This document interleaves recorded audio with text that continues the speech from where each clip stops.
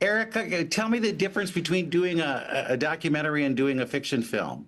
Is there a lot? Is there a difference? Oh yeah, I mean, I was basically making documentary films out of like desperation to tell stories, and I'm so grateful to that type of storytelling, but all the while I was doing it, I just wanted to make things up. And I was like, oh, it'd be so much more interesting if this would happen. So, I mean, I've always wanted to be a narrative filmmaker. I always wanted to write and direct. And so I feel like my documentary filmmaking background just invigorated my passion to being able to write for characters versus sitting and watching a character. How long was this script kind of hanging around? How long has it been since you started it? You know, honestly, in Hollywood time, we miraculously got this film made very quickly. We started the screenplay and wrote the screenplay most of 2020, and we were shooting in 2022.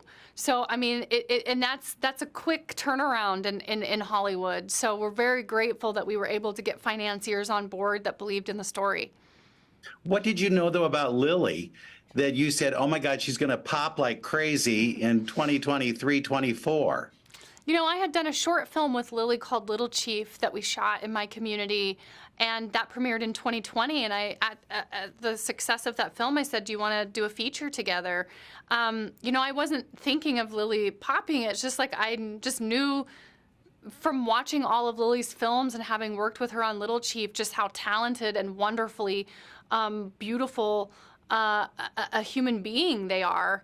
And so I was grateful that Lily said yes, and you know, fingers crossed we get to do more things together in the future. But what a wildly talented, gifted, generous, curious person Lily is. You were part of one of my favorite series of all times, Reservation Dogs. Why did that end, number one? And number two, what was it about that roofing episode that you directed that was just so incredible? You know, I am also so grateful for my time on Res Dogs. I got to work on my favorite television show of all time.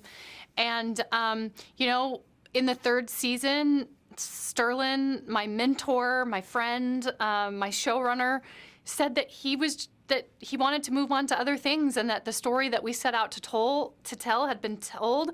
I think FX would have continued to make many seasons of that show, but I'm really grateful for my time there, and I'm also so supportive that we were able to end the story where we wanted to and on our terms. I was so grateful to direct the episode of Roofing. It's an episode about young men and masculinity, and Sterling said, wipe your female gaze all over it. And I loved being on that roof with those men telling that very poignant and sensitive version of Native masculinity. And yeah, I'm glad that working on Res Dogs brought me back to Oklahoma, introduced me to this beautiful crew that we used on Fancy Dance.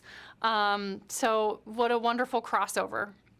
Will we see a lot more Native American stories being told? Do you see that it has opened up a little more?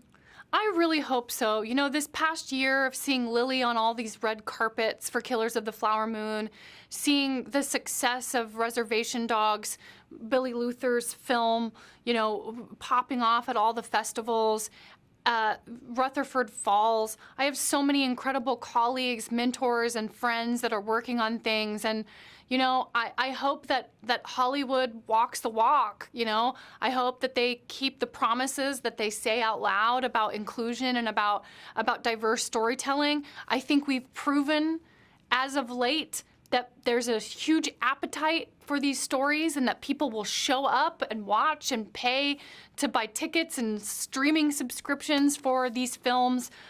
So I'm optimistic, if a little guarded. Well, thank you so much, and great good luck with Fancy Dance. It's really wonderful. Do you dance?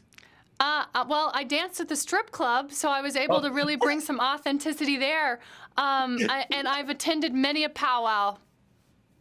Thank you so much. I appreciate it.